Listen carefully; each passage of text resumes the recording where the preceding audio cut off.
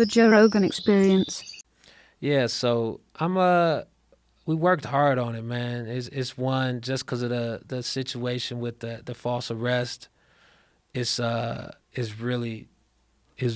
personal because I kind of had to keep living that story every time I told it, and then live it in the edit, and it's just a funny situation too. You're drunk, and this guy is arresting you for going back into a bar. I didn't. So it wasn't that bar. I hadn't been in that bar yet. You went to a different bar. I went to the bar after we spoke. I went into the bar, but he was upset about what I said, so he follows me into the bar. But then, they cut it on their body cam footage. They cut it to make me look crazy. He really left his post and followed me to be on bullshit. So, yeah, we probably. Did he wind up getting fired? I don't know. I think he's still on the force for now. That's abusive. Yeah, that's it's a lot of emotion and emotion, ego. A lot of ego-based policing on the super petty side, where there's obviously the issues on the extreme with the killings. Those are terrible, but then there's a lot of motherfuckers that are ruining lives with petty arrests because somebody gotta go, they gotta miss work or something, or motherfuckers get mad because they got looked at the wrong way. Yep. And then people gotta go to, so it's a lot. A cop should be able to handle somebody talking a little shit to them drunk. You're a cop in Miami. You should be used to a motherfucker talking a little drunk shit to you without you putting the cuffs on them. And if you can't, you shouldn't be a cop. You're supposed to be better than us. Yes. Because it's less of you. You should be better than us. You should have the mental fortitude to not freak out because somebody said some shit that you don't like. And you have extreme responsibility. You have a gun on your hip in front of everybody. It's not like whether or not I don't know you have a gun or you might have a gun. No, you definitely have a gun. It's right there. And you're allowed to shoot people. You're allowed to. It's part of your job.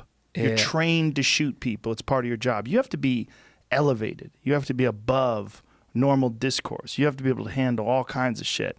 And the reality is that's not the case with most people that are police officers. Yeah, man. Even that cop, I was walking away from him, but I was just talking hella shit because he just followed me into a bar. And so I'm walking away. And so that shit was really, I say I absolutely instigated that situation, but it wasn't an arrestable thing. And the cost I had to pay for that is pretty high as far as just, my public shit on there just for a drunk night, just for talking some shit. And I'm on TMZ. I lost some corporate gig because of that, because they just saw it and they like, oh, you got arrested? They just wiped the gig. It was a decent paying, it was a Hockey Hannibal type of gig in that range. So it was a rough little time, man. That after that, so to finally kind of get the piece out, get the special out, even just putting it out Friday was like a huge weight, like none of the other specials, because the other special was kind of done on a 2-year clock too, and and this one filmed it twice, out of pocket. It has so many other elements that made it really heavy.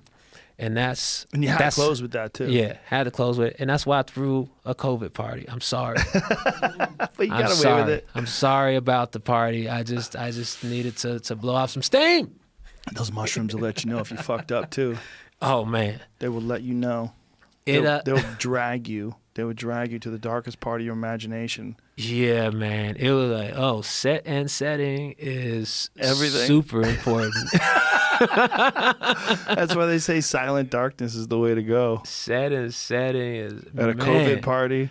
High on mushrooms, thinking you killed everybody, thinking you're gonna go to some funerals. You looking at people vibing out, and you're like, "What did I do? This is all me." You're like, "This is me. I did this."